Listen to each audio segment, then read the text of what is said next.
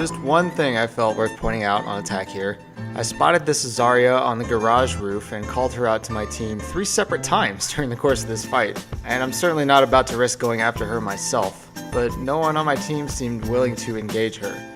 There's cover on that roof that prevents our DPS from just picking her off from the ground, so I guess my teammates felt actually moving to the garage roof was too much of an inconvenience.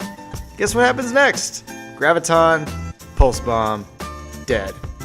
Who'd have guessed? But that's pretty much the only interesting thing that happened this round. We don't get the final checkpoint, but we do push the payload to pretty much all the way to the end.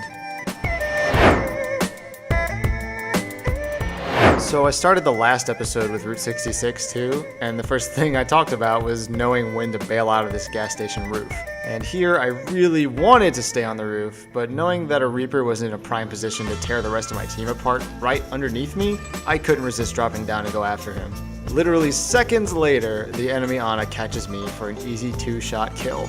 Looking back on this, I honestly can't come up with a good reason why I couldn't have done my job just as well while staying safe on the roof. Sure, I was alone, but the enemy team weren't running any heroes like Winston or Genji that could have directly threatened me from the ground. On the positive side, I turned the last big fight of this game in our favor by ulting on reaction to this nano boosted Death Blossom, saving our McCree from certain destruction. Not a bad start.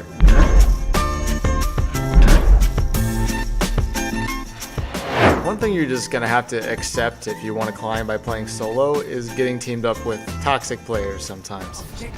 Blizzard doesn't care because people paid money for that shit. How the fuck do they pick a... Who the fuck knows to pick a diva first round on Anubis? Oh, they got a fucking Pharah as well, you shit! So yeah, this could be a long game. We failed pretty hard on this first defense. We were easy pickings for this Graviton Rocket Barrage combo. Even if I had my ult, Pharah's ult just has too much sustained damage. Our Reinhardt could have put his shield up though.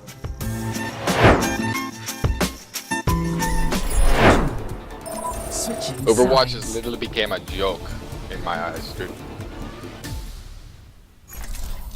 Like, Heroes of the Storm, teams are getting paid 100,000 just to participate in a tournament. Like, that's how much... I know. Yeah, think about it. Think about it. Like, I would rather go play Heroes of the fucking Storm and go get fucking salty ass on shit like that instead of fucking, like, play a game that nobody cares about. Like, literally, ever since the Sombra ARG came out, I'm pretty sure, like, Blizzard has put Overwatch aside. Guarantee you, Sombra's not even halfway to being made. Like, November 1st, watch. Now they're gonna reveal the actual pictures. I'm just gonna. After a month later. Anyway, we actually end up putting a better time on the board by taking the second point on our first try. So let's break this down. This early pick on the Zen allowed us to steamroll through even without our full team of 6. Our Zarya has the confidence to lead the charge since she's holding onto a Graviton. Then our Ryan gets nano boosted and just manhandles everyone coming out of that spawn door.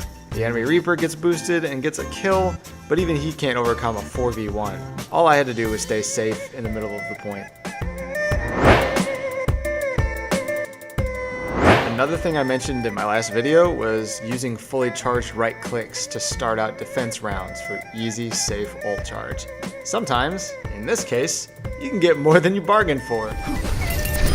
That's 92 damage per headshot, kids. Don't sleep on it. There wasn't much of an improvement on our second point defense though. I do use an efficient ult here, and you can watch this Zarya's health bar really struggling to stay more than halfway full. Still, they followed up with a boosted Pharah ult as soon as I'm done, and their Diva and Genji gun straight for me, so we're pretty much done.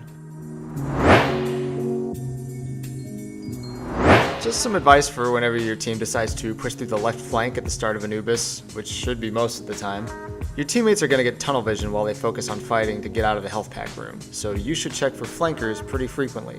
They can either come on the ground from the way you just came, or directly over the wall here. Right here I spot the Reaper and Tracer walking through the tunnel and immediately call them out. Ana heals me, and our Reaper chases them off. First point wasn't much trouble, but we couldn't reproduce the same magic from our first attack run on the second point. These are the closing moments, where we're taking some losses, but Zarya and I do manage to kill both of their DPS thanks to their poor positioning. There's almost no time left, so we have to use this little bit of momentum to attempt to push. But the enemy Reinhardt just confidently bullies us back with an ult on deck and an Ana backing him up. Then that guy I muted 10 minutes ago can't bear being in this game any longer, and the rest of my team starts ripping into him. Great stuff.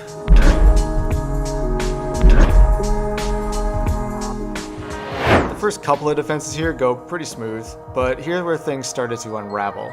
I used Trance to cancel out this Dragon Blade, and he ends up dying pretty early.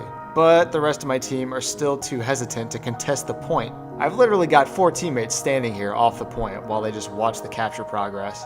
They really should have all moved on to the objective with me escorting them, and I really should have said that plan out loud. Just something like, "They're capping, go contest, I'm protecting you." Not that difficult. Later on, we almost managed to hang on, but not quite. I think this trans here was justified, but the Ana grenade ruined all of our hopes. Me hiding in the alcove with the health pack worked out great though. They didn't chase me and I spotted a sneaky Reaper, which was just enough to allow us to hang on for this push. No second chances though. The same situation happens on their next push, and this time we don't have the resources or time to hold them off. Just wanted to point out this escape path for those of you who may not know. This right here is a clear situation where I need to back up and get out of the line of fire. Instead of backpedaling down the main path though, I hang left towards cover, a health pack, and stairs leading to high ground. Now if someone had pursued me down here, yeah, I'd probably be screwed. But my team was close enough to discourage anyone from doing that. Here's another pretty damn good line of sight you can use to build some ult relatively safely. I end up landing 5 or 6 shots in a row here just from standing in place. You have a small height advantage from the attacking side too, so it's riskier for the defenders to peek and shoot down this same line of sight. The rest of the push was pretty much flawless after this. Our time banks are just a handful of seconds apart, so equal footing going into the next rounds. Man, I can't remember the last time I've kicked myself so hard for one mistake, but check this out. We only have to hold for just a few seconds longer, and we just got a pick for a small advantage, but then this Reinhardt throws his hammer down. He started from outside my field of view, but I heard his voice line a little earlier, and failing to react to that sound just a split second too late opens up a whole lot of bad times for us. The red team, with the timer stuck on permanent overtime, eventually pushes all the way to the refinery stage. And dumb moments like these don't help matters either. Their enemy tracer has a flank on me, while also staying out of sight from the rest of my team. I don't know whether it was my naivete causing me to assume my team would hear their tracer pistols and help me out, or my overconfidence allowing me to think I could handle her on my own. But either way, I'm just being stupid. You should call out all tracers and Genjis harassing you. Never assume the rest of your team knows what's going on. Anyway, we finally get them off the payload here, but they pushed it uncomfortably far. Very discouraging going into our next attack. We get the first point without breaking a sweat, so that's a good start, but there's still a long road ahead. Our Reaper thinks ahead and wants me to save my ult for a blizzard, but I have to let him know I'm only halfway there. So I'm thinking I need to charge the rest of this ult as fast as possible, but no one on my team is taking damage for me to heal, and I can't quite get an angle on any enemies who aren't protected by Reinhardt. Damaging his shield doesn't build ult charge, FYI. So all I can do is sit back and watch my teammates get frozen and destroyed in this archway. By the time I do build my ult, it's too little too late.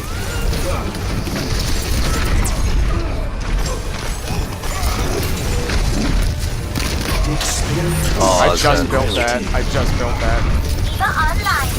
Just stay on it, Yeah, should have held them.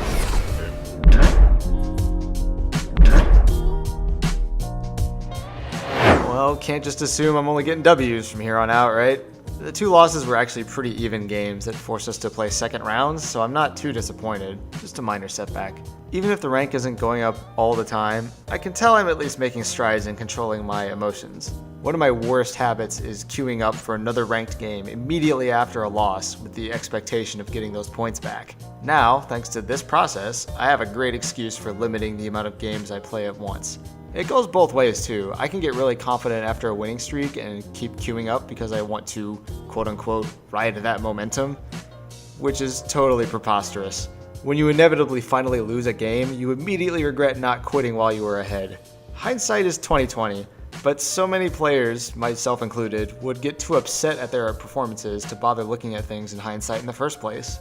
So the next time you get so upset about losing a ranked game that you can't stand even waiting around to see the play of the game and the voting cards, maybe step out of the meat grinder and just chill for a little while. Hatred is not strategy.